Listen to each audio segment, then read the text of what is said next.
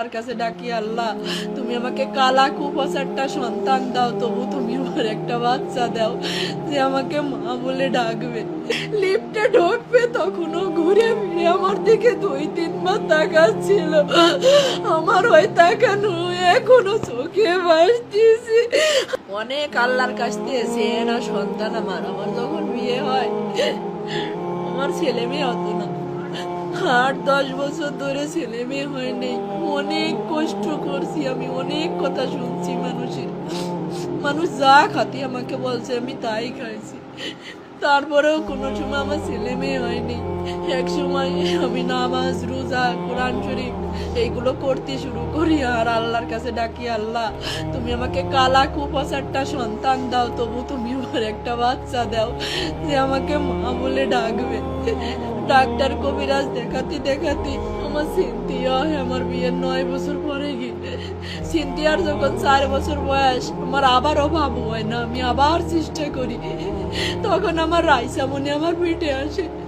হ্যাঁ, তখন থেকে আমাদের জীবনটা বদলে যায়। আমাদের জীবনটা এত সুখের ছিল না, অনেক কষ্টের ছিল আমার জীবনটা আর আমার স্বামীর জীবনটা। একে তো সন্তান হারা, আমাদের টাকা পয়সার সমস্যা, সবকিছুর সমস্যা ছিল।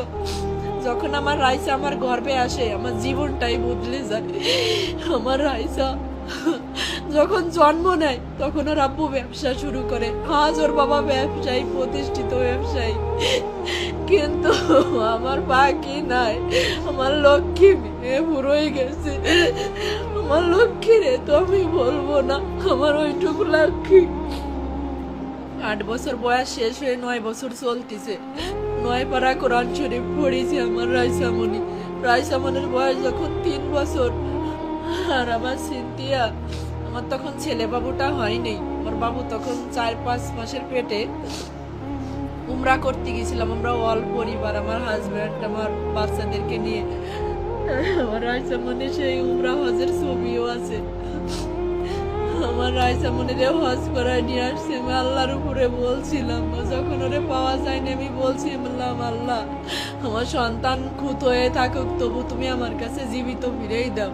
আমি আবার আমার পাখিরে সম্পদ বেশি বলিও উমরা করাতে নিয়ে যাব, আবারও আমার পাখিকে আমি হজ করাতে নিয়ে যাব, কিন্তু আমার পাখি আর ফিরে আসেনি। আর আমার পাখি যে চলে যাবে, ওই দিন আমি চেয়ার ধরে ডাইনিং টেবিলের কাছে দাঁড়াইছিলাম আর আমার পাখি যখন যাচ্ছিল দরজা দিয়ে লিফটে ঢুকবে তখনও ঘুরে ফিরে আমার দিকে 2-3 বার তাকাচ্ছিল। আমার ওই তাকানো এখনো চোখে ভাসতেছে। আমার পাখি মরে গেছে। আমার এত লক্ষ্মী মেয়ে আমার রাইসা ছিল। আমার পুরো বাসাটা নাড়াই খাতো। আমার সিনথিয়া আর আমার রাফসান এত দুষ্টুমি করে না আর এত চঞ্চল না। আমার রাইসা অনেক চঞ্চল মেয়ে ছিল। আর আমার দুলালি আজকে আমার কাছে ফিরে আসছিল আসবে।